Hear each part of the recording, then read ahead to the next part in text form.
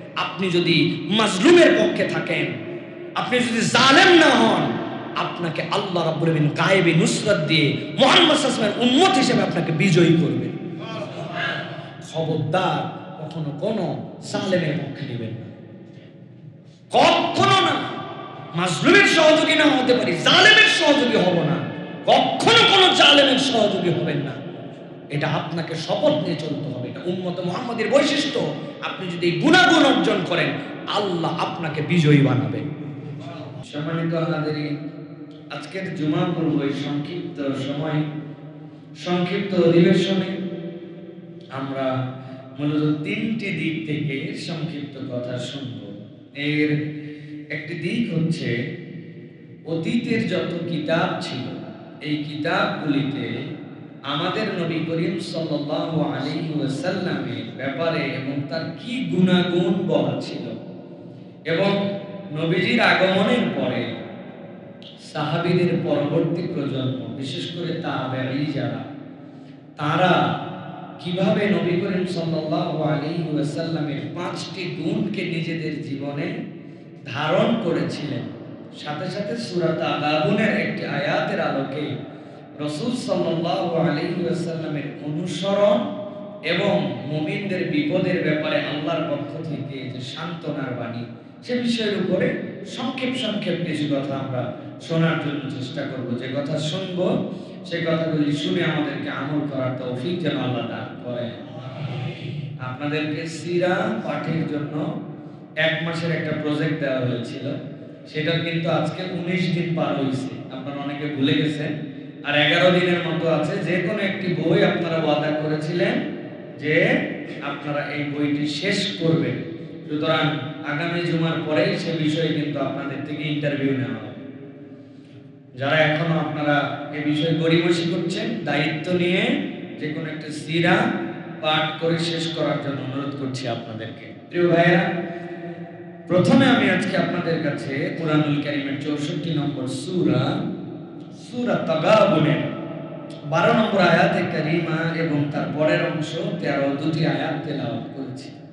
এই আয়াতে কারিমা এত পাওয়ার, এত ওয়েট, এই আয়াতে কারিমা এত মহত্ব, এত বড়ত্ব, যদি সামর্থ্য থাকতো পুরা পৃথিবী প্রত্যেকটি ঘরে এই আয়াতে কারিমা ঈমানদার যারা, তাদের ঘরে লটকায় দিতে পারলে ঈমানদাররা তার প্রতিদিনের যাবতীয় শক্তির উৎস আল্লাহ রাব্বুল আলামিনের কালামের যে নূর, ওই নূর এই আয়াত দ্বারা তাদের ঘরে তারা উদ্ভাসিত করে ফেলতে পারে।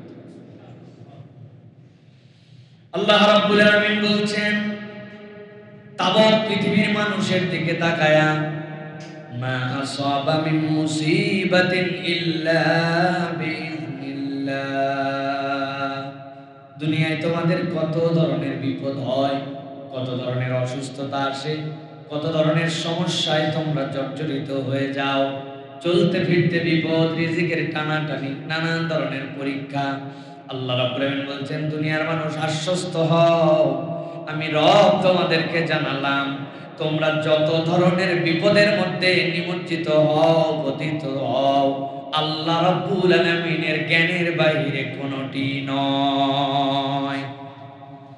রব্বুল আলামিন, তুমি যে বিপদের মধ্যেই পতিত হও, যেখানেই তোমার বিপদ হোক, যেই ধরনের মুসিবতই তোমাদের উপরে আসুক, আল্লাহ বলছেন ইল্লা বিইذনিল্লাহ, রবের নির্দেশনার বাইরে কিছুই নাই।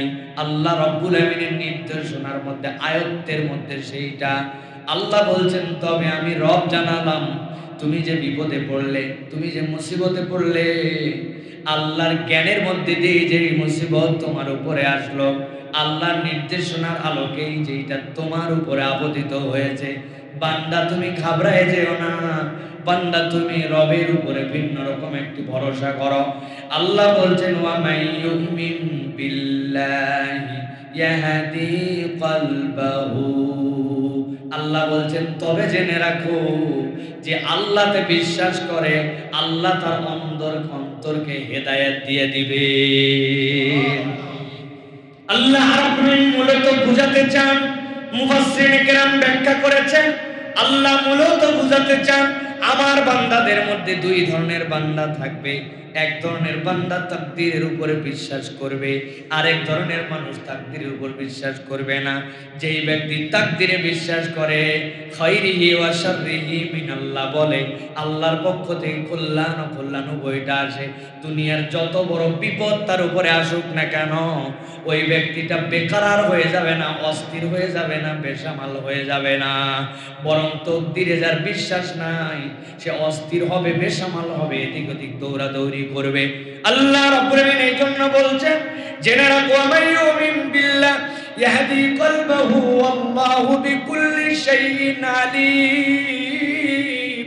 আমার বান্দা জেনে রাখো, যা দুনিয়াতে ঘটে আল্লাহর সব বিষয় সর্বজ্ঞাত আছেন। অতএব আল্লাহর কথা এইটা প্রমাণ করে যে তাকদীরে বিশ্বাস করে আল্লাহর প্রতি ঈমান আনবে, যত বড় বিপদ হোক না কেন, বিপদ যিনি দিয়েছেন উদ্ধার করানোর জিম্মাদারিও সেই আল্লাহ। একবার গভীরভাবে কথার মধ্যে ঢোকেন, নিজের হৃদয় দিয়ে উপলব্ধি করেন। আপনার অফিসে আপনাকে নিয়ে সমালোচনা করে, বেতনটা ম্যানেজার কি কারণে যেন বন্ধ করে রেখেছে, ওই অফিসের বেতন বন্ধ করার রুল, ওই অফিসের আপনার যে দায়িত্বের রুল, সবগুলি প্রতিষ্ঠানের মালিক যে তার নখদর্পণে সেই এই রুল প্রণয়ন করেছে। আপনার উপরে অ্যাপ্লাই করেছে ম্যানেজার, আপনার উপরে অ্যাপ্লাই করেছে আপনার সুপারভাইজার, কিন্তু আপনার যিনি মালিক, যিনি ও আইনের প্রণেতা, যেই আইনের বলে ম্যানেজার সুপারভাইজার আপনাকে দেখভাল করে, আপনাকে বিভিন্ন ধরনের মনে হচ্ছে আমার জন্য কষ্টের বিভিন্ন উপলক্ষ তৈরি করে দিচ্ছে, ওই অফিসের মালিক আপনাকে ডেকে বলতেছে, বেটা ম্যানেজারও আমার অধীনে, তত্ত্বাবধায়ক আমার অধীনে, সুপারভাইজারও আমার অধীনে, আইনও আমি নিজে বানাইছি, তুমি চিন্তা করে না, মুসিবত আসুক তাদের কাজ তাদেরকে করতে দাও, আর দেখে নিব আমি যেহেতু অফিসের কর্মকর্তা। যদি কোনো কর্মকর্তার উপরে অফিসের মূল মালিক, প্রতিষ্ঠানের মূল মালিক এই কথা বলে, তাহলে ওর নিচের লোক যা যাই করুক না কেন, ওই লোকের জন্য কোনো ভয় পাওয়ার কারণ আছে? বুঝে থাকলে বলেন, ভয় পাওয়ার কোনো কারণ আছে না। আল্লাহ রাব্বুল আলামিন বলেন, মা আসাবা মিন মুসিবাতিন ইল্লা বিইذنিল্লাহ ওয়া মান ইউমিন বিল্লাহি ইয়াহদি কলবাহু আল্লাহু বিকুল্লি শাইইন আলীম। এই দুনিয়ার মানুষ বিপদের স্রষ্টা রাব্বুল আলামিন, তবে আল্লাহ বলছেন তুমি যদি প্রকৃত মুমিন হতে পারো, আমি রব যে বিপদ দেই সে নিজেই দায়িত্ব নিলাম, তোমার অন্তরকে আমি আল্লাহ রাব্বুল আলামিন হেদায়েত দিয়ে দিব। অতএব ভয় পাওয়ার কোনো কারণ নাই বান্দা, তোর রব তোকে ছেড়ে যায় না। আল্লাহ রাব্বুল আলামিন এর পরের আয়াতের মধ্যে এবার বলছেন, আমার কাছে যে তুমি হেদায়েত পাবে, তোমার অন্তর যে হেদায়েতের আলোতে উদ্ভাসিত হয়ে যাবে, কোন রাস্তায় দরখাস্ত করতে হবে, কোন প্রক্রিয়া আমার সাথে দেখা করবি, আমি রব্বুল আমিন এটাও তোকে বলে দিচ্ছি বান্দা। তোর অন্তর হেদায়েত পাবে, বিপদে মুক্তি হয়ে যাবে, অসুস্থতা ভালো হয়ে যাবে, তোর যা যা সমস্যা আছে সব দূর হয়ে যাবে, অন্তরটা ইমানের নূরে উদ্ভাসিত হয়ে যাবে। তরিকাটা কি, কোন রাস্তায় আসবি, কেমনে বলবি, আল্লাহ বলছেন আমি প্রেসক্রিপশনটাও তোর জন্য লিখে দিলাম।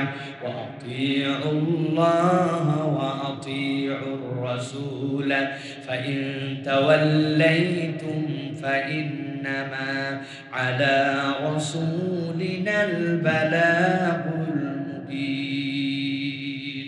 আল্লাহ দায়িত্ব দিলেন, তুমি আমি আল্লাহ রাব্বুল আমিনের ইতাআত করো, আর আমার নবী যা বলেছেন সেইটা তুমি মেনে নাও। আমার নবী তোমার জন্য যে প্রেসক্রিপশন দিয়েছেন, যেমনে দোয়া করতে বলেছেন, যেমনে আল্লাহর দিকে চলতে বলেছেন, মুফাসসিরে কেরাম দুনিয়ার সব মুফাসসির একমত হয়েছেন, আতিউল্লাহ ওয়া আতিউর রাসূল মানে ইবাদত হবে আল্লাহ, কিন্তু নবীজি যে পথ ও পদ্ধতি দেখায় গেছেন ওইটাই আপনাকে অনুসরণ করতে হবে। কেউ যদি আল্লাহ নবীর তরিকায় আল্লাহর ইবাদতকে তার জীবনে পছন্দ করে নেয়, নবীর সুন্নাত তার মাথায় ধরুক না ধরুক, সে আল্লাহর নবী করেছেন আর কোনো জিজ্ঞাসা না করে সেইটাকে মহব্বত করে ফেলে, আল্লাহ রাব্বুল আলামিন ওই বান্দার যাবতীয় গুনাহ খাতা সব মাফ করে দিয়া তার ইবাদতগুলোকে কবুল করে নিয়ে ওই বান্দাকে মুমিন হিসাবে আল্লাহর দপ্তরে লিখে নিবে। নবীজি সাল্লাল্লাহু আলাইহি সাল্লাম হাদিসের মধ্যে বলছেন, গভীর মনোযোগে বুঝার হাদিস, হৃদয় দিয়ে অনুভব করার হাদিস।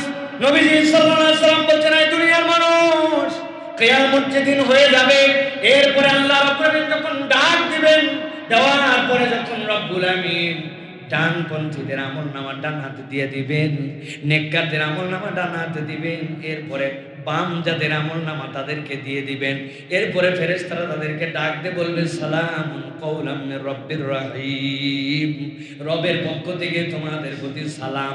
বান্দা এত উত্তেজিত হয়ে যাবে, আল্লাহ কোরআনে বলছেন, ওয়ায়ানকালিবু ইলা আহলিহি মাসরুরা, ছাগলের বাচ্চা হওয়ার পরে যেরকম লাফায়, গরুর বাছুর হওয়ার পরে যেরকম লাফায়, আল্লাহ রাব্বুল আমিনের বান্দারা আনন্দে লাফাইতে লাফাইতে পরিবারের কাছে চলে যাবে, দেখো দেখো আমার আমলনামা। ফেরেশতারা ডাক দিয়ে বলবেন, আরো কথা তোমার বাকি আছে, জান্নাতে তুমি কোথায় থাকবে তোমার লোকেশন তো এখনো বলে দেওয়া হয় না। সুবহানাল্লাহ। কিয়ামতের ময়দানে ওই ফয়সালার পরে জান্নাতে যখন যাবে, ঈমানদাররা জান্নাতে যাবে, কিন্তু সব জান্নাতি একটা বড়াই জান্নাতে যাওয়ার আগে করতে পারবে না। জান্নাতের মধ্যে প্রবেশ করে ফেলেছে, এক জান্নাতে আরেক জান্নাতীকে জিজ্ঞাসা করবে, ও জান্নাতি ভাই, তুমিও জান্নাতে আমিও জান্নাতে, দেখা করতে চাই। বিকাল বেলা তো একটা মজলিস হয়, মজলিসে তো সকলে হাজির হয়, কিন্তু জান্নাতে কোথায় তোমার বাড়ি, জান্নাতে থাকো কোথায়? ওই দিন এক শ্রেণীর জান্নাতি বুকের মধ্যে বাড়ি দিয়ে বলবে, যেমন তেমন জায়গায় আমার বাড়ি নয়, জান্নাতে আমার বাড়িটা কিন্তু একটু ভিন্ন জায়গায়।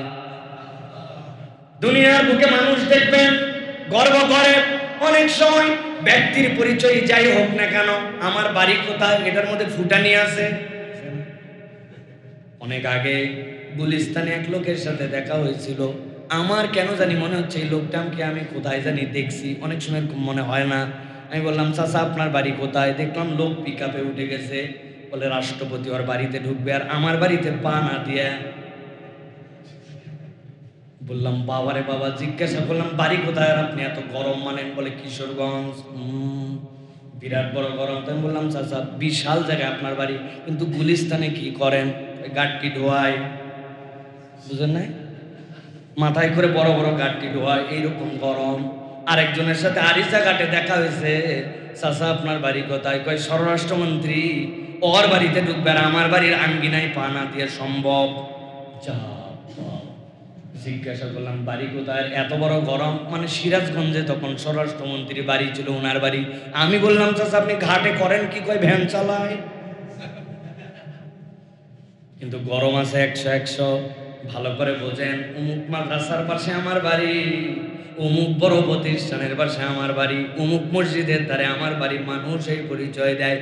কিন্তু জান্নাতে যাওয়ার পরে এক শ্রেণী সেদিন বুকের মধ্যে বাড়ি দেওয়ার পরে পরিচয় দিবে। জান্নাত তো অনেক বড়, অনেক লোকেশনে অনেকের বাড়ি থাকতে পারে, যেমন তেমন জায়গায় আমার বাড়ি নয়। আমার বাড়িটা হচ্ছে মুহাম্মদুর রাসূলুল্লাহ সাল্লাল্লাহু আলাইহি সাল্লামের সাথে। নবীজি বলছেন, মান আহাব্বা সুন্নতি ফাকাদ আহাব্বানি ওয়া মান আহাব্বানি কানা মাই ফিল জান্নাহ। নবী বলছেন, জেনে রাখো, আমি নাই কিন্তু আমার সুন্নাত তোমাদের সামনে আছে। যে আমার সুন্নাতকে বিনা বাক্য ব্যয়ে মেনে নিল, কেন, কি কারণে, করলে কি ফায়দা, না করলে কি ক্ষতি, কিচ্ছু জিজ্ঞাসা করে না। আমার নবীর সুন্নাত আমি মেনে নিয়েছি।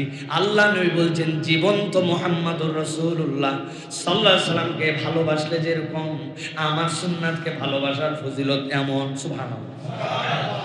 আর রিওয়ার্ডটা কি? আল্লাহ নবী বলছেন, সেই ব্যক্তিটা জান্নাতে আমার সাথে থাকবে। আল্লাহ রাব্বুল আলামিন বলছেন, মুসিবত আল্লাহ দেন, উদ্ধার আল্লাহ করবেন, ভয় পেও না। তবে তরিকাটা বলে দিলাম, ওয়াতিউল্লাহ ওয়াতিউর রাসূল, আল্লাহ এবং তার রাসূলের ইতাআত করো। ফাইন তাওয়াল্লাইতুম, তবে জেনে রাখো, মনে করতেছো বাবা নবীর অনুসরণ করা লাগবে, করলে নবীর মর্যাদা বাড়বে, আল্লাহর অনুসরণ করা লাগবে, আল্লাহর বোধহয় ঠেকা পড়ে গেছে দলে লোক বাড়ানোর জন্য। আল্লাহ থ্রেট দিয়ে বলে দিয়েছেন, ফাইন তাওয়াল্লাইতুম ফাইন্নামা আলা রাসূলিনাল বালাগুল মুবিন। নবী আপনাকে যদি একজন অনুসরণ না করে, আপনার কথা যদি না শুনে, কিচ্ছু তাতে আপনার যায় আসে না। আল্লাহর কাছে নির্ধারিত মর্যাদা আপনার জন্য সংরক্ষিত আছে। আপনি বলে দিবেন শুধু, আমার দায়িত্বটা তোমাদেরকে জানাই দেওয়া ছিল, মর্যাদা নিবে কি না নিবে এটা তোমাদের ব্যাপার। আল্লাহর নবীকে অনুসরণ করে আল্লাহর নবীর ইজ্জত বাড়ে না, বরং আল্লাহর নবীর অনুসরণের দ্বারা আমাদের হেদায়েতের পথ সুগম হয়। একদম সাফ সাফ কথা। এই জন্য নবী বিরোধী অনেক আমরা মানুষ দেখতে পাই। আল্লাহ নবী সাল্লাল্লাহু আলাইহি সাল্লামকে নিয়ে নানান ক্রিটিসাইজ করে, নানান মন্তব্য করে। এইগুলা মানুষ আস্থা করে পৌঁছায় যাবে, আস্থা করে পৌঁছায় যাবে। আমি কারো নাম মেনশন করে বলতে চাই না, কিন্তু মাথার দিকে তাকায়ে আপনাদেরকে একটা কথা বলে রাখলাম, আবু জেহেল নামে দুনিয়াতে যেরকম কেউ নাই, আবু লাহাব নামে যেরকম কেউ নাই, বর্তমান নবী বিদ্বেষী নামগুলা মুসলমানি। আমি নামগুলা আর এই ক্যামেরা দিয়ে পুরো পৃথিবীতে প্রচার করতে চাচ্ছি না। মনে করেন ইউরোপে থাকে, অমুক দেশে যায় থাকে, বিশ্বাস করেন ওই নামগুলা মুসলমানের হলেও যারা জানে যে এরা নবী বিদ্বেষী, এই নামগুলা কোনো বাঙালি আর জীবনে তার সন্তানদের জন্য রাখবে না। দেখে দিয়ে এটা এইভাবে এই কনসেপ্টে খেয়াল করেন না। এই লোকের নামগুলা ইসলামী মুসলিম আইডেন্টিটি তাদের নামের মধ্যে পাওয়া যাবে, কিন্তু যেহেতু বাঙালি জেনে ফেলেছে যে এই মানুষের এই নামগুলি, এই নামধারীরা নবীর বিরোধিতা করে, বিশ্বাস করেন এই প্রজন্মের কোন মুসলমান তার সন্তানের নাম তাদের নামে রাখবে না। এটাই বাস্তবতা। আল্লাহ রাব্বুল আলামিন বলে দিয়েছেন, ফাইন্নামা আলা রাসূলিনাল বালাগুল মুবিন, আমার নবীর দায়িত্ব পৌঁছায় দেওয়া। মানবে কি না মানবে তোমার ব্যাপার, মানলে তোমার লাভ, না মানলে আমার নবীর একচুলও ক্ষতি নাই, একচুলও ক্ষতি নাই। আল্লাহ রাব্বুল আলামিন বলেছেন কুরআনুল কারীমের মধ্যে, হে রাসূল আপনাকে আমি এমন ভাবে নুন ওয়াল কলামি ওয়া মা ইয়াসতুরুন ওয়া মা আনতা বিনি'মাতি রাব্বিকা বিমাজনুন, আল্লাহ বলেন আপনার যে মর্যাদা এটা আল্লাহ রাব্বুল আলামিন নিরবিচ্ছিন্নভাবে শুরু থেকে শেষ দিন পর্যন্ত দিবেন, এর মধ্যে কখনো বিচ্ছিন্ন হবে না। কে আপনাকে মানলো আর কে না মানলো এতে আপনার মর্যাদা ন, আল্লাহর কাছে আপনার মর্যাদা সিলেক্টেড। সুবহানাল্লাহ। তো এই আয়াত আমাদের আশা জাগা নিয়া, বিপদ আল্লাহ দিবেন, উদ্ধারও আল্লাহ করবেন। তবে তরিকাটা হচ্ছে আল্লাহ রাব্বুল আলামিন এবং আল্লাহ রাসূলুল্লাহ সাল্লাল্লাহু আলাইহি ওয়াসাল্লামের অনুসরণ করতে হবে। ভাই কোনটা জায়েজ এটা খোঁজার দায়িত্ব ইমানদারের নয়, ইমানদারের তামান্না থাকবে কোনটা সুন্নাহ এটা যেন সব সময় হৃদয়ের মধ্যে থাকে। আমার ওস্তাদ আব্দুল্লাহ জাহিদ রাহিমাহুল্লাহ বলতেন, প্রশ্ন ইস্তিফতাহ যেটা আমরা বলি, ইস্তিফতার অনেক ধরন হয়, কিন্তু উনি বলতেন ধরনটা যদি এরকম হয়, একজন বলছে এটা করতে পারবো না পারবো না, এটা করা কি ঠিক হবে কি ঠিক হবে না, এটা কি জায়েজ না না জায়েজ এটাও জিজ্ঞাসা। আরেকজন এসে বলছে, এ হুজুর একটু বলে দেন তো নবীজি এই কাজটা কোন তরিকায় করতেন, এই কাজের ক্ষেত্রে নবীর সুন্নাহ কি ছিল। বাস দুইটাই প্রশ্ন, একটা প্রশ্ন সুন্নাহকে অ্যাকসেপ্ট করার তামান্নায়, আরেকটা হচ্ছে গা বাঁচানোর চেষ্টায়। সুতরাং ইমানদারের তামান্না থাকবে সুন্নাত যেখানে জেনে নিবে আর তার কোনো জিজ্ঞাসা থাকবে না। পালন করতে যদি নাও পারি সুন্নত বিদ্বেষী কখনো হব না, আমার ওয়াজাহাত থাকবে, কিন্তু সুন্নতের ব্যাপারে আমার মুহাব্বত থাকবে, এবং এটাই সবচেয়ে বেস্ট। এই ফিলিংসটা আমাদের হৃদয়ে ধারণ করতে হবে ইনশাআল্লাহ। পোশাক যে কোনোটাই পড়তে পারি, কিন্তু ইসলামিক ট্রেডিশনের একটা পোশাক আছে, রাসূলুল্লাহ সাল্লাল্লাহু আলাইহি ওয়াসাল্লাম থেকে সাহাবায়ে কেরাম থেকে আচরিত একটা ধরন আছে, ওইটার প্রতি আমার মুহাব্বত থাকবে, সব জায়েজ। কিন্তু আকরাবুলি তাকওয়া তার একটা আইকন আছে, সেটা আমার জন্য মুহাব্বত করতে হবে। আমি সুন্নাতের অনেক আমল করতে পারি না, কিন্তু ওই সুন্নাতের জন্য আমার ভালোবাসা থাকবে, তামান্না থাকবে, নিজের জীবনে গ্রহণ করার মতো মেন্টালিটি থাকবে। এটাও আল্লাহ রাসূলের সুন্নতের ভালোবাসাকারী হিসাবে আল্লাহ ওই বান্দাকেও কবুল করে নেবেন। সুবহানাল্লাহ। এটা একটা বিরাট বড় বিষয়। মানে হাব্বা সুন্নাত, আহাব্বার জায়গায় অনেক কিছু আছে। আহাব্বা মানে অর্থাৎ যে নিজের জীবনে ন্যায় প্রতিপালন করে, কিন্তু আক্ষরিক অর্থ কি ভাই? আক্ষরিক অর্থ যে ভালোবাসে। সব ভালোবাসাই কি আমার জীবনে আমি নিতে পারি ভাই? আমার খুব মন চায় একটা হরিণ বাড়িতে পালবো, আর আমার বাচ্চাদের খুব শখ একটা ময়ূর তাদের বাড়িতে রাখবে। ভাই এটা তো ভালোবাসা ময়ূরের প্রতি, কিন্তু আমি কি রাখতে পারছি ভাই? কিন্তু আমার বাচ্চা কিন্তু কাক পালবে এটা বলে না, যে আমি এটা কাউয়া পালবো, এরকম তার কোনো মনের মধ্যে ইচ্ছা নেই। আমার মনে কুত্তা পালবো এরকম কোনো ইচ্ছা নাই। তো হরিণ পালতে না পারি, হরিণের প্রতি আমার একটা ভালোবাসা আছে। ময়ূর আনতে না পারি, ময়ূরের প্রতি একটা ভালোবাসা আছে। এই ভালোবাসারও একটা পজিটিভ পারফরমেন্স মনের মধ্যে মানুষের আছে। এই জন্য এই ভালোবাসার কারণে হরিণ দেখলে আমার ভালো লাগে, ময়ূর দেখলে মনে হয় বাহ কখন পেখম খুলবে, আল্লাহর এত অনন্য সৃষ্টি। আমি ইউটিউব থেকে ময়ূরের ভিডিও বের করে দেখি, হরিণের কত প্রজাতি আছে, ভালো লাগার কারণে। মানা হাব্বা সুন্নতি। অতএব পালন করতে না পারলেও সুন্নতের প্রতি মহাব্বত, যারা সুন্নত পালন করে তাদের প্রতি মহাব্বত, এটাও নবী করিম সাল্লাল্লাহু আলাইহি ওয়াসাল্লামের প্রতি মহাব্বত। সুবহানাল্লাহ। এটা ফিল করেন? অনেক লোক আছে এই জন্য নবীওয়ালা, এই চরিত্রওয়ালা এই মানুষদেরকে দেখতে পারে না। এই জন্য অনেকে বলে নবীওয়ালার বিরোধিতা মানে আল্লাহ রসুলের বিরোধিতা। এই কথার যৌক্তিকতা এই জায়গায়। অতএব আমরা কখনো যেন এরকম আচরণ না করি এবং আল্লাহর উপর থেকে কখনো ভরসা না হারাই। আল্লাহ যেন কবুল করে বলে আল্লাহুম্মা। প্রিয় ভাইয়েরা, এবার আমরা দুটো বিষয়ের কথা বলবো। নবী করিম সাল্লাল্লাহু আলাইহি সাল্লামের চরিত্রের যে দিকগুলি অতীতের কিতাবের মধ্যে ছিল। আল্লাহ কোরআনে বলেছেন আগে পূর্ববর্তী যত কিতাব ছিল সব কিতাবের মধ্যে আল্লাহ রাব্বুল আলামিন মুহাম্মদ সাল্লাল্লাহু আলাইহি ওয়াসাল্লামের পরিচয় উপস্থাপন করেছেন। আমরা এটা মোটা দাগে জানি, তাই না ভাই? কিন্তু আজকে একটু ভিন্নভাবে স্পেসিফিক জানব যে নবীর কোন চরিত্রের কথা আল্লাহ রাব্বুল আলামিন অতীতের কিতাবেও বলে দিয়েছিলেন। প্রিয় ভাইরা, ইহুদিদের বিজ্ঞ আলেম হযরত আব্দুল্লাহ ইবনে সালাম, নবী করিম সাল্লাল্লাহু আলাইহি ওয়াসাল্লামের বিখ্যাত সাহাবী, কিন্তু ইহুদিদের পণ্ডিত ছিলেন আব্দুল্লাহ ইবনে সালাম। নবী করিম সাল্লাল্লাহু আলাইহি ওয়াসাল্লাম যখন মদিনায় আসলেন, মদিনার মানুষরা তাকে পাণ্ডিত্যের কারণে খুব শ্রদ্ধা করত। ইহুদিদের বিশাল আলেম আব্দুল্লাহ ইবনে সালাম রাদিয়াল্লাহু তাআলা তখন ঈমান আনেন না, নবীজির কাছে আসছেন। আসার পরে বলছেন ইয়া মুহাম্মদ, ইয়া আবুল কাসিম, ইন্নী আসআলুকা, আমি আপনাকে প্রশ্ন করব তিনটি। এই তিনটি প্রশ্নের উত্তর আপনাকে দিতে হবে, যেহেতু আপনি রাসূল দাবি করে মদিনায় আসছেন। নবী করিম সাল্লাল্লাহু আলাইহি ওয়াসাল্লাম বলেন না, বলো। নবী করিম সাল্লাল্লাহু আলাইহি ওয়াসাল্লামকে আব্দুল ইবনে সালাম জিজ্ঞাসা করতেছেন, এক নম্বর, কিয়ামত অতি সন্নিকটে নিকটে এসেই পড়ছে, এইটা আমি কোন আলামত দেখে বুঝবো? দুই নম্বর জিজ্ঞাসা আপনার কাছে, পৃথিবীতে সন্তান হয়, এই সন্তানগুলি কেউ বাপের মতো দেখতে হয়, কেউ মায়ের মতো দেখতে হয়। এই বাপ এবং মায়ের মতো দেখতে হওয়ার কারণ কি? এটা কিসের কারণে হয়? তিন নম্বর জিজ্ঞাসা, যখন আল্লাহ রাব্বুল আলামিন পরকালে ফয়সালা করে জান্নাতে মানুষকে ঢুকিয়ে দিবেন, জান্নাতে ঢোকার সাথে সাথে অ্যাপিটাইজার একদম প্রথমেই কি দিয়ে তাদেরকে আপ্যায়ন করা হবে? এই তিনটা প্রশ্নের উত্তর দাও। নবী করিম সাল্লাল্লাহু আলাইহি সাল্লাম এই প্রশ্ন কেবল করেছে, আর নবীজির সাথে সাথে তাকে বলেছেন এই মুহূর্তে আমাকে জিবরাইল আমিন এসে এইগুলার উত্তর আগেই জানাই দিয়ে গেছে।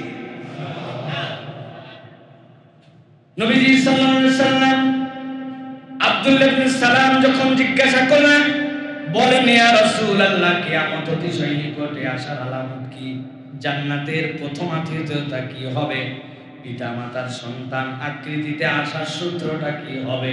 নবী বললেন জিবরাইল আমাকে জানাই দিয়ে গেছে। এই জ্ঞান আমার নিজের পক্ষ থেকে নয়, এই জ্ঞানটা আল্লাহ রাব্বুল আমিন আমাকে জানিয়েছে।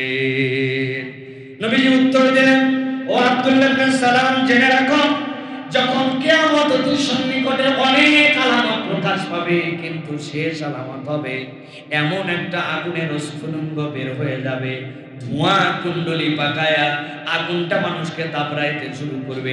আগুন দাবড়ায়া মানুষকে পূর্ব থেকে পশ্চিমের দিকে নিয়ে যাবে। বুঝে ফেলবে কিয়ামতের সিঙ্গার বাঁচি আর অল্পক্ষণ বাকি আছে। এইটাই হবে কিয়ামতের অতি সন্নিকটের আলামত। 2 নম্বরে, তুমি জিজ্ঞাসা করেছ জান্নাতে যাওয়ার পরে অনেক খাবার দেওয়া হবে। আল্লাহ কোরআনেও বলেছেন সেই জায়গাতে তোমাদের জন্য ফল দেওয়া হবে। ওই ফলগুলি তোমাদের জন্য বিভিন্ন ধরনের স্বাদের হবে।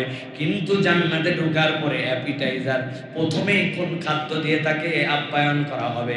নবীজি বললেন এটা দুনিয়ার মতো নয়, তবে আল্লাহ রাব্বুল আমিন মাছ রাখবেন একটা।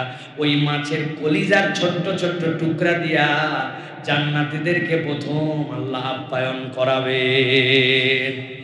এরপরে তার 3 নম্বর প্রশ্ন, ও মুহাম্মদ সাল্লাল্লাহু আলাইহি ওয়াসাল্লাম বলুন, পৃথিবীতে নারী পুরুষের আমাদের সন্তানদের যে আকৃতি হয়, এই আকৃতি হওয়ার ক্ষেত্রে এইটার সূত্রটা কি? নবীজি বললেন স্বামী স্ত্রী যখন মিলন হয়, এরপরে যখন তাদের সন্তান উৎপাদনের জন্য আল্লাহর পক্ষ থেকে বাইনাস সুলবি ওয়াত তারাইব, এই বীর্য যখন রেহেমের দিকে যায়, যদি নারীর ওই ক্ষেত্রে মিলনের আধিক্যতাটা বেশি থাকে, আল্লাহ তাহলে সন্তানের আকার আকৃতি চেহারার ধরনটা নারীর দিকে ধাবিত করেন। আর পুরুষের এই ক্ষেত্রে যদি আধিক্যতা থাকে, আল্লাহ তার চেহারার সাথে ছেলেদের চেহারাকে আল্লাহ বাপের সাথে মিল করে দেন। এই কথা শুনে আব্দুল্লাহ ইবনে সালাম 1 সেকেন্ড দেরি করে নাই, লাফ দিয়ে উঠে নবীকেও বলতে পারে নাই, নিজেই বলেছে আশহাদু আল্লা ইলাহা ইল্লাল্লাহ, আমি সাক্ষ্য দিচ্ছি আল্লাহ ছাড়া কোনো মাবুদ নাই, আর তিনি আপনাকে রাসূল হিসেবে প্রেরণ করেছে।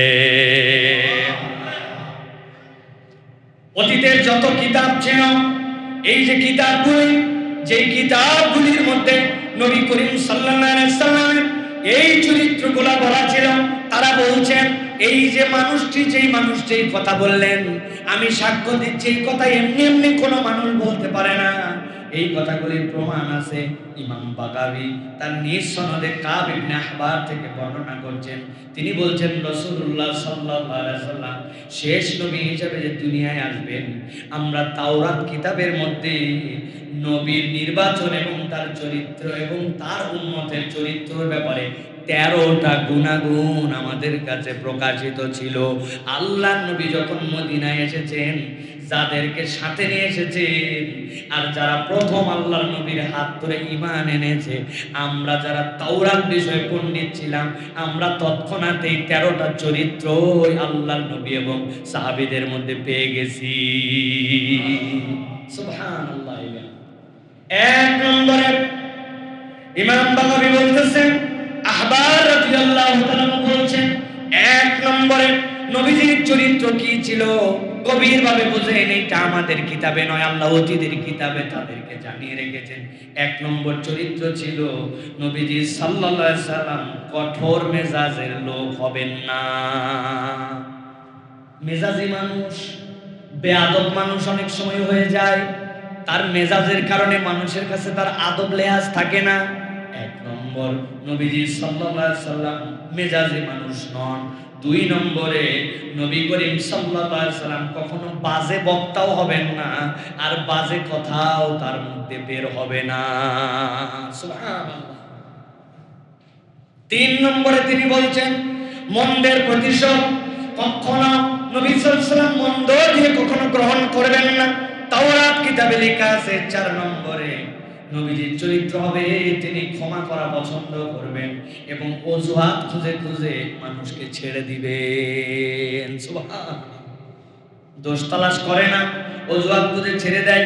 5 নম্বরে জন্ম তার মক্কায় হবে আর হিজরত তার হবে তাইয়েবায় তথা মদিনার দিকে তিনি হিজরত করবেন। আল্লাহ এরকম ডিটেইলস করে করে আমাদের কিতাবের মধ্যে এটা লিখেছেন। এরপরে বলছেন 6 নম্বর, তার উম্মতের একটা বৈশিষ্ট্য আল্লাহ তাওরাতে বলেছেন, তার উম্মত হবে হাম্মাদিন। তারা বিপদ আপদ মুসিবত বালা যেই অবস্থায় আসুক না কেন, তার উম্মতের বৃহৎ অংশ সব সময় আল্লাহর কৃতজ্ঞতায় থাকবে। সুবহানাল্লাহ। আল্লাহ রাব্বুল আলামিন এরপরে 7 নম্বরে বলতেছেন তার উম্মতের বৈশিষ্ট্য হবে উপর দিকে যখন উঠবে তখন তারা তাকবীর বলতে বলতে উঠবে, 8 নম্বরে সূর্যের ছায়ার দিকে তারা লক্ষ্য রাখবে। এইটার ব্যাখ্যায় তিনি বলছেন সূর্যের ছায়া মানে কি? ঘড়ি। সূর্যের ছায়া মানে তাদের টাইম জ্ঞান থাকবে। সালাতের ব্যাপারে তারা বড় বেশি টাইমওয়ালা হবে। 9 নম্বরে তিনি তহবন পরবেন। আল্লাহ নবী সব সময় সেলাই ছাড়া লুঙ্গি পরতেন এবং আল্লাহ নবী সাল্লাল্লাহু আলাইহি ওয়াসাল্লামের উম্মতেরও সামগ্রিক বৈশিষ্ট্যে এই লুঙ্গি পরাটা হচ্ছে উম্মতে মুহাম্মদের একটা আলামত। নবীজি সাল্লাল্লাহু আলাইহি ওয়াসাল্লাম তহবন পরতেন, সেলাই ছাড়া লুঙ্গি। এটাই পয়গম্বরের বৈশিষ্ট্য হবে। 10 নম্বরে ওযুর পাত্র দিয়ে তার হাত সব সময় পরিষ্কার থাকবে। তার মানে তাদের শরীয়তে এমন বিধান থাকবে, অন্য কোনো উদ্দেশ্যে হাত পরিষ্কার করার নিয়ত না থাকলেও তাদের ওযুটাই হবে তাদের হাত পরিষ্কার করার মাধ্যম। সুবহানাল্লাহ। এরপরে তিনি বলতেছেন 11 নম্বর হবে তাদের আজান হবে উচ্চকিত।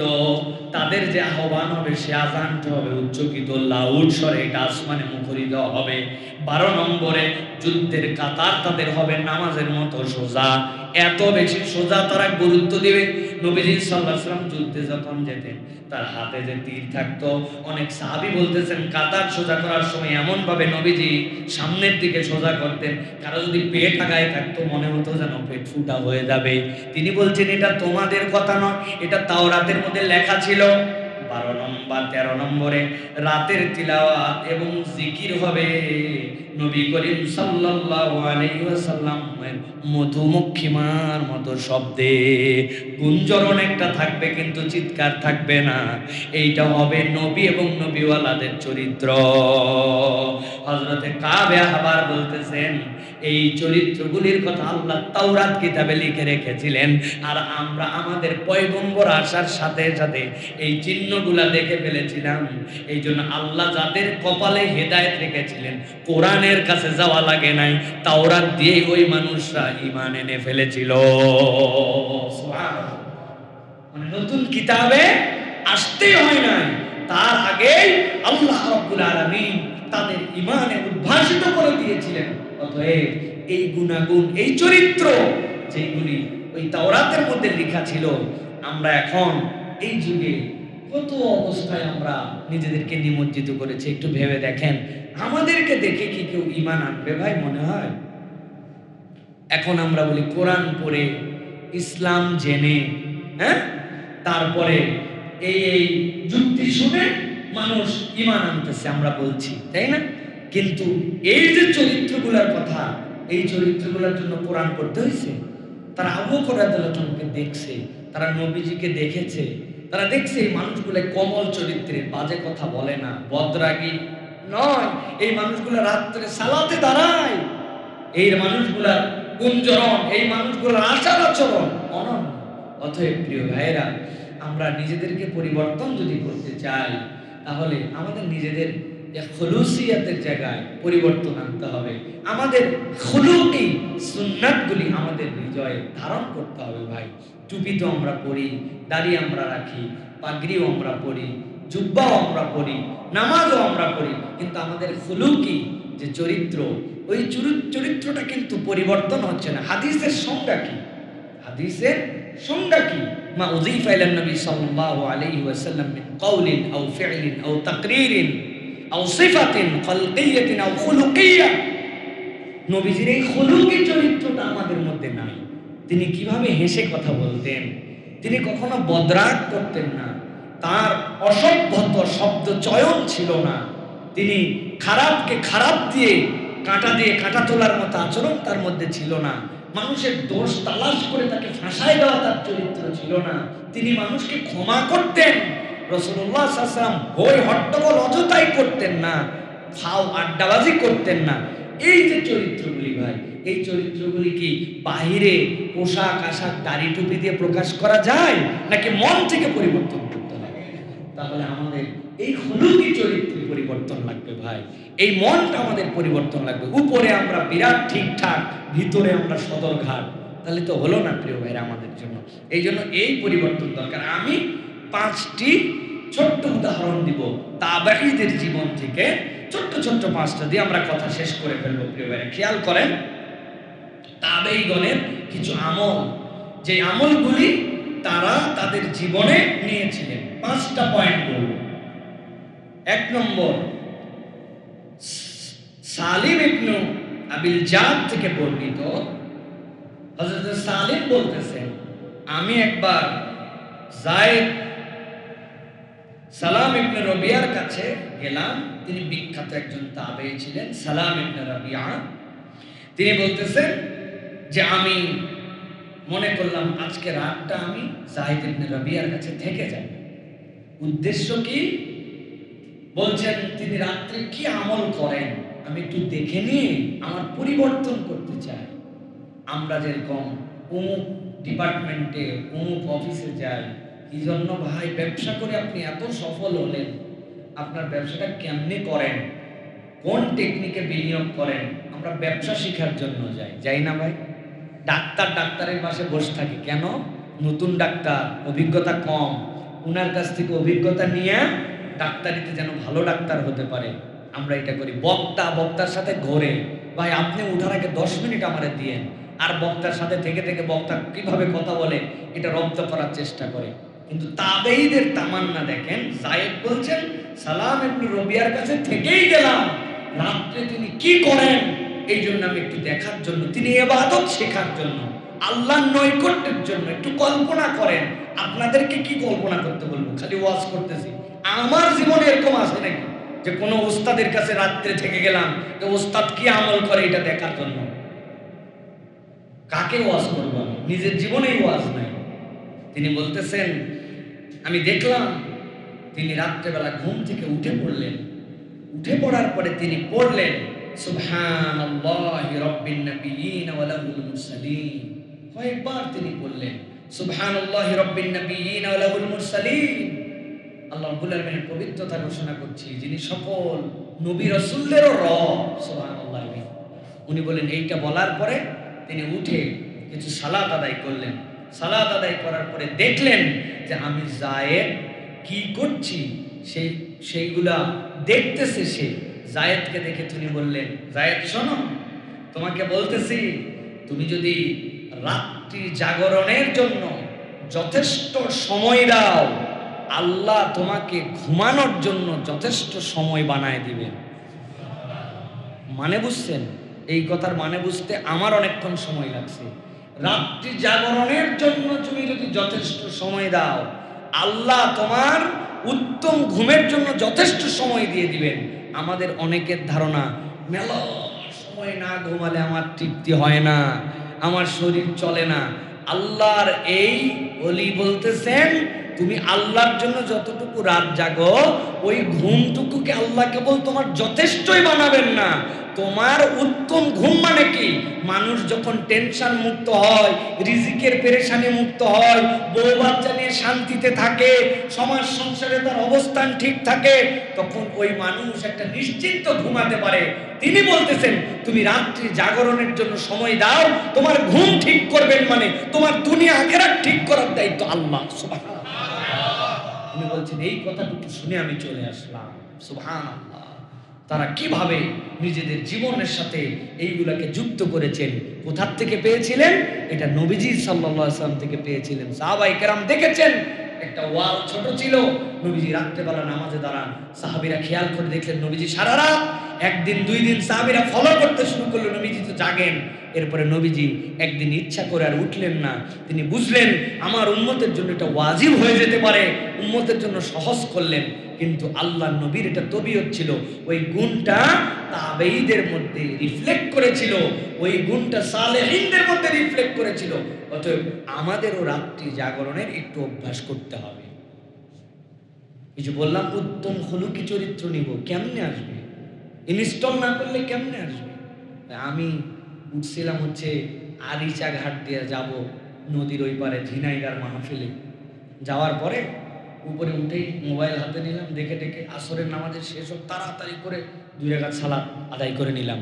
এক মুরব্বী পিছনে বসা, উনি এসে বলতেছে, বাবা বুঝলাম না, আমি এই ফেরির উপরে ওঠার পরে কোন দিকে নামাজ পড়বো লোকজনকে জিজ্ঞাসা করে খুঁজে খাজে, একজন বলে এদিক, একজন এদিক, একজন বলে না দুটার মধ্যে বাঁকা, তুমি আসলে দাঁড়ালে নামাজ পড়ে চলে গেলে, ভাব কি ব্যাপার কেমনে, কিন্তু ঠিকই পড়ছো তুমি, আমার যেদিক দেখাইছে না জিজ্ঞাসা করে তুমি ঠিক পড়ছো। বললাম চাচা আমার মোবাইলে একটা কম্পাস আছে, ওইটা উত্তর দক্ষিণ ডিটেক্ট করে, তার বিপক্ষেই হচ্ছে পূর্ব পশ্চিম, তো ডব্লিউ যেখানে তীর চিহ্ন সেখানে, ওইটা দেখ কয় হায় হায় এটা তো আমার দরকার, আমার মোবাইলে একটু দেওয়া যাবে। আমি চিন্তা করলাম সোয়াব কামানোর তো এটাই সুযোগ, এই লোক যত নামাজ পড়বে ঠিক করে তত সোয়াব পাবো। বললাম দেন, মোবাইল আমার হাতে দিয়েছে, দেখি নোকিয়া 3220। এখন বুঝে থাকলে বলেন ভাই, নোকিয়া 3220-এ কি এই অ্যাপস ইনস্টল করা যাবে? এখানে কি প্লে স্টোর আছে?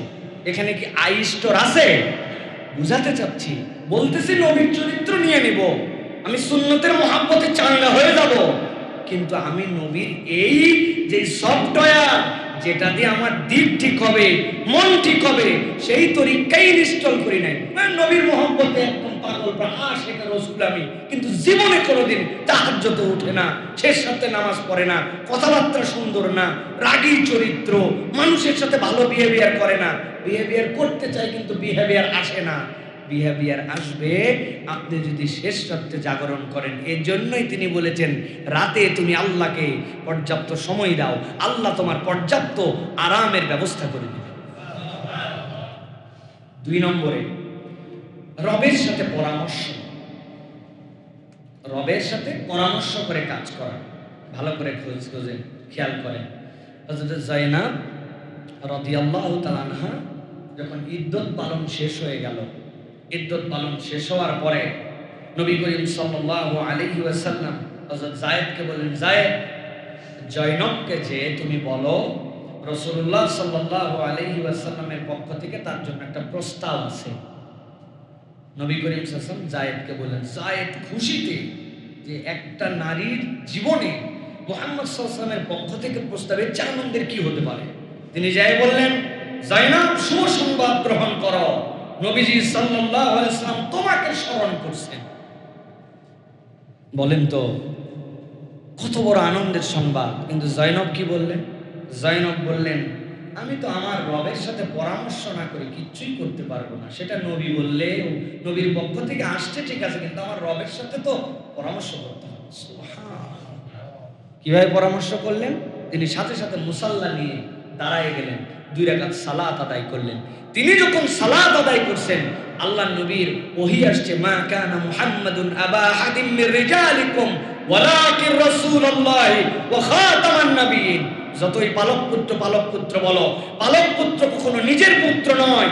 আল্লাহর শরীয়ত কিয়ামত পর্যন্ত মানুষের মধ্যে প্রতিষ্ঠিত করার জন্য নবী, এই বিবাহের ঘটক আল্লাহ, আল্লাহ বিবাহের প্রস্তাব দিয়েছেন, নবী স্বয়ং যায়েনবের কাছে চলে আসছেন। সুবহানাল্লাহ। দ্রুত সিদ্ধান্ত, আল্লাহর সাথে পরামর্শ। তিনি নবী পছন্দ করতেন, নবীর কথা শরীয়ত এটা জানতেন, কিন্তু তারপরেও তিনি চিন্তা করেছেন আমি 2 রাকাত সালাত পড়ি, আল্লাহর কাছে এই ফায়সালাটার ব্যাপারে কৃতজ্ঞতা জানাই। আমরা আমাদের কত সিদ্ধান্ত, কত ফায়সালা, কত পরামর্শ, কত যৌক্তিকতা আমাদের সামনে আসে। আমরা কি 2 রাকাত নামাজ পড়ি, সালাতুল হাজত পড়ি, দৌড়াদৌড়ি কত দিকে করি। এই জন্য আমি ক্ষুদ্র ভাষায় একটা কথা বলি ভাই, ইমানের আমাদের লেয়ারটা ঠিক আছে কিনা, এটা নিম্নস্তর মাপার একটা মেশিন আছে, দুধ মাপার ল্যাক্টোমিটার আছে, থার্মোমিটার আছে জ্বর মাপার, হ্যাঁ, বিভিন্ন ধরনের আবহাওয়া মাপার জন্য মিটার আছে, গরম মাপার জন্য মিটার আছে। ইমানের একটা মিটার আছে। আপনি বিপদে পড়বেন, মুসিবতে পড়বেন, বালা মুসিবত আসবে, অনেক কিছু হবে। এমন মুসিবতে পড়ছি, মনে পড়বে মুরব্বী ওই লিডারটার কাছে গেলে উপকার হবে, সচিবকে একটু বললে হবে, আমার অমুক আত্মীয়ের কাছে বললে উপকার হবে। ইসলাম এইগুলাকে নাজায়েজ বলে নাই, কিন্তু ইমানের মিটারটা হচ্ছে আপনার বালা মুসিবত বিপদ আপদ সব কিছুতে মামা খালু সচিব লিডার আব্বা নেতা পয়সা, ওইগুলার আগে আপনার আল্লাহর কথা আগে মনে হয় কিনা। যদি সবার আগে আল্লাহর কথা আগে মনে হয়, তাহলে বুঝবেন বাকি ঠিক আছে। আর আল্লাহর কথা যদি মনে না হয়, নতুন করে আপনার ইমানকে রিনিউ করতে হবে। আপনাকে আপনার মনকে ওটার জন্য প্রস্তুত করতে হবে প্রিয় ভাইয়েরা। এটা হযরত যায়েনব বিনতে জাহাশ রাদিয়াল্লাহু তাআলার আমল থেকে প্রমাণিত। তিনি বলছেন, আমি আমার আল্লাহর সাথে একটু পরামর্শ করে নেই, আল্লাহ দ্রুততার সিদ্ধান্ত আসমান থেকে ওহী দিয়ে কার্যকর করে দিয়েছেন। সুবহানাল্লাহ। এটা হচ্ছে আমাদের মধ্যে ইনস্টল করার মতো বিষয়। 3 নম্বরে 3টা গুণ, যে গুণের কারণে আমরা ঈমানের স্বাদ অনুভব করতে পারবো। আমরা ঈমানের স্বাদ পাই না, তাই না ভাই? ঈমানের টেস্ট কিরকম? হোয়াটস দ্য টেস্ট অফ ঈমান? বলে ঝালের স্বাদ কেমন ভাই? লবণ লবণ নাকি? ঝালের স্বাদ লবণ লবণ? লবণের উপরে যদি ওই যে পিঁপড়াকে ভুল দেখানোর জন্য লিখে দিয়েছেন চিনি, তাহলে কি কাজ হবে ভাই? পিঁপড়াকে চিনি পড়ে যাবে ওই জায়গায়, সে টেস্ট দেখে যাবে। তো ঈমানের টেস্টটা কেমন প্রিয় ভাইয়েরা? সাহাবী বলতেছেন, আনাস ইবনে মালিক, সালাসুন মান কুন্না ফীহি ওয়াজাদা বিহিন্না হালাওয়াতাল ঈমান। 3টা জিনিস যদি কারো মধ্যে থাকে তাহলে সেই ব্যক্তি ঈমানের স্বাদ পেয়ে যাবে। সুবহানাল্লাহ বলেন। বলবো? আপনারা তো জানেন হয়তো, তারপরে আরেকবার স্মরণ করাই দেই প্রিয় ভাই। হযরত আনাস বলছেন, ঈমানের স্বাদ যদি কেউ পেতে চায়, আমার নবী বলছেন 3টা গুণাগুণ যদি তার মধ্যে থাকে, সে ঈমানের স্বাদ পেয়ে যাবে। সালাসাতুন মান কুন্না ফীহি ওয়াজাদা বিহিন্না হালাওয়াতাল ঈমান। যার ভিতরে 3টাই গুণাগুণ আছে, সে ঈমানের টেস্ট পায়। 1 নম্বরে, মান আহাব্বাল মারআ লা ইউহিব্বুহু ইল্লা লিল্লাহি আযজা ওয়া জাল্লা। কেউ যদি কাউকে ভালোবাসে, নিরেট কেবল আল্লাহর জন্য ভালোবাসে, আল্লাহর জন্য ছাড়া অন্য কারণে তার ভালোবাসা নাই। রবের জন্য ভালোবাসা, আল্লাহর জন্য ভালোবাসা, এর মানে হচ্ছে কোন ইমানদার প্রতি সে বিদ্বেষ পোষণ করে না, বরং ইমানদারকে ইমানের কারণে ভালোবাসে। অর্থনৈতিক সম্পর্ক নাই, তার সাথে লাভ লোকসানের হিসাব নাই, তার সাথে আমার দুনিয়ার কোনো ধরনের লেনদেন নাই। কেবল সেই ইমানদার, আমি ইমানদার, সে আল্লাহর বান্দা, আমি আল্লাহর বান্দা, তাকে আমি যদি ভালোবাসি কোনো স্বার্থে নয়, আল্লাহর জন্য। কেউ যদি সত্যি সত্যি আল্লাহর জন্য কাউকে ভালোবাসে, হৃদয়ের মধ্যে সেই ঈমানের মজা অনুভব করবে। এরপরে তিনি বলছেন, ওমান কানা আল্লাহু ওয়া রাসূলুহু আহাব্বা ইলাইহি মিম্মা সিওয়াহুমা। আর আল্লাহ এবং তার রাসূলের মহব্বতটা দুনিয়ার সব কিছুর ঊর্ধ্বে তার হৃদয়ের মধ্যে যদি প্রথিত হয়ে যায়, দুনিয়া একদিক, আল্লাহর মহব্বত একদিক, দুনিয়া একদিক, স্ত্রী বাল বাচ্চা একদিক, নবীজির মহব্বত একদিক, যদি আল্লাহ এবং তার রাসূলের মহব্বত প্রকৃতার্থে কেউ হৃদয়ে ধারণ করে নিতে পারে, দুনিয়ার বুকে সে ঈমানের স্বাদ পেয়ে যাবে। সুবহানাল্লাহ। এরপরে হযরত আনাস বলছেন, ওমান কানা আন ইউকযাফা ফিন নারি আহাব্বা ইলাইহি মিন আন ইয়ারজিআ ইলাল কুফরি বা'দা ইয আনকাযাহুল্লাহু সুবহানাহু ওয়া তাআলা মিন। কোন ব্যক্তি হেদায়েতের রাস্তা যদি পেয়ে যায়, জাহান্নাম থেকে নিষ্কৃতি হয়ে সে যদি মুমিন হয়ে যায়, সে আবার হেদায়েত মুক্ত হইয়া সে খারাপ পথে যাওয়াকে সেই রকম ভয় করে যেন আগুনের মধ্যে তাকে ফেলে দিলে যেরকম ভয় করে। বান্দা জেনে বুঝে যেরকম আগুনে ঝাঁপ দিবে না, আগুনে হাত দিবে না, আগুনে নিমজ্জিত হবে না, হেদায়েত পাওয়ার পরে সে কখনো আর আল্লাহর রাস্তা থেকে পিছু টান নিবে না।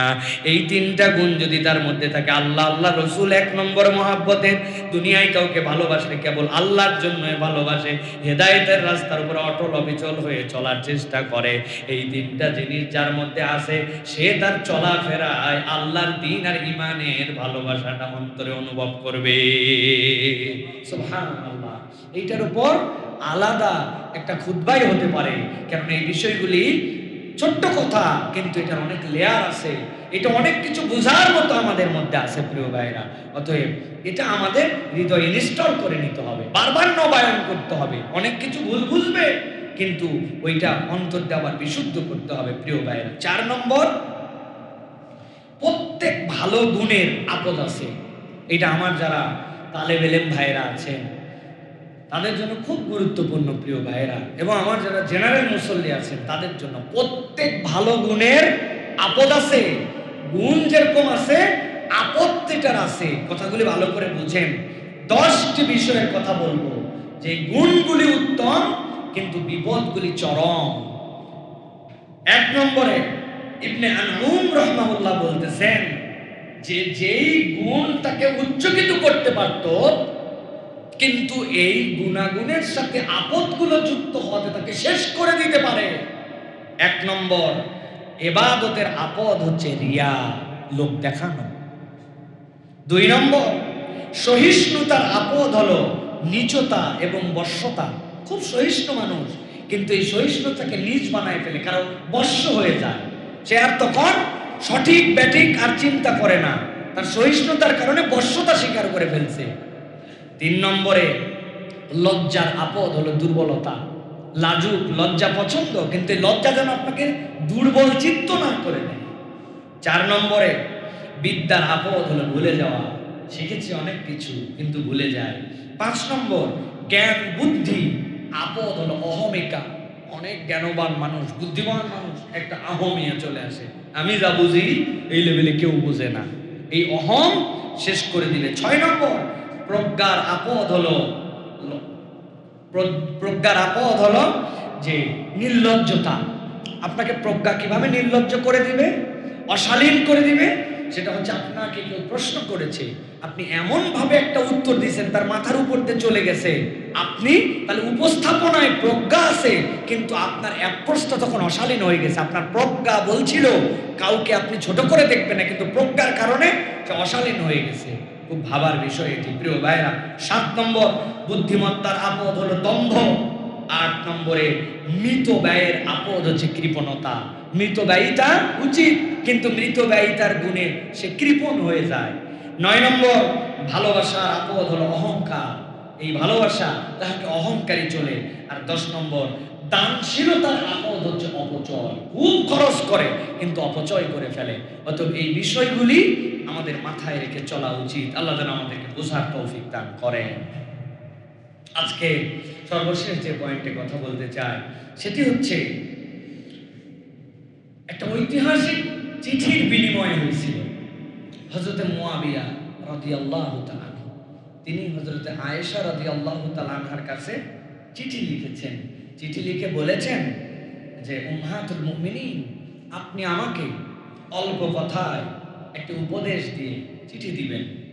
আপনার কাছে এটা আমি মুয়াবিয়া প্রত্যাশা করি। চিঠি লিখেছেন কে? মুয়াবিয়া রাদিয়াল্লাহু তাআলা আনহু। কার কাছে? আয়েশা। কি বলেছেন? অল্প কথায় একটা প্রজ্ঞাপন্য নসিহা আমাকে করবেন।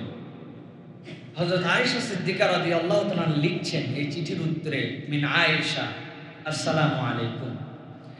এরপরে তিনি তাকে বলতেছেন যে সামি'তু মিনান নবী সাল্লাল্লাহু আলাইহি ওয়াসাল্লাম ইন্নাহু ইয়াকুল, হে মুয়াবিয়া, আমি নবী করিম সাল্লাল্লাহু আলাইহি সাল্লামকে বলতে শুনেছি, যে ব্যক্তি মানুষের ক্রোধের প্রেক্ষিতে আল্লাহর সন্তুষ্টি অর্জন করতে চাইবে, মানুষের ব্যাপারে আল্লাহ তাআলা তার জন্য যথেষ্ট হবে।